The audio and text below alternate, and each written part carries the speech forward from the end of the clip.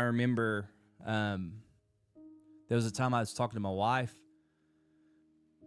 I had not preached in years. I had not, done a lot of things that I did in ministry for a long time. I didn't play music. I didn't sing. Didn't do all this stuff.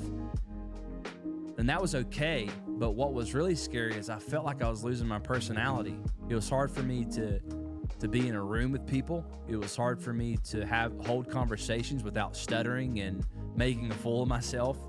And feeling like this shame out of nowhere. I don't think that was from Yahweh. Shame is not from Yahweh. It's just how I interpreted where I was at. And it was really scary. That was the scariest part for me, was I was completely losing who I was. Because I believe everything that I had built myself up to be from being in ministry before I had left and gone to the wilderness, there was this misconception of who he was attached to it. If you were to ask me to define myself, I'd say, I'm a teacher, I'm a preacher, I'm a youth pastor, I'm a worship leader. And the way that my mind worked, there was this, I'm earning my value attached to every attribute that I had used to build who I was. And to be completely unraveled to where I don't even know how to act anymore. I don't know how to have a friend.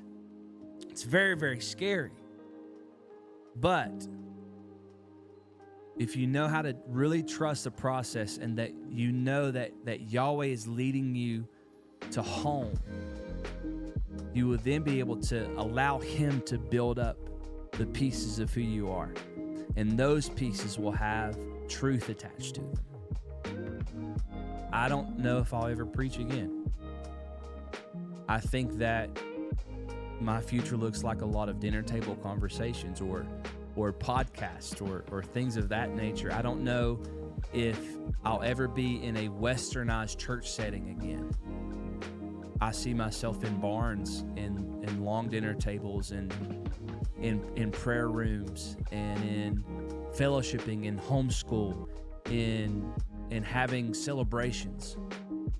And I'm allowing Yahweh to define those things. Because it may get really radical. And here's the thing, and this may offend you, and this is what I'm talking about.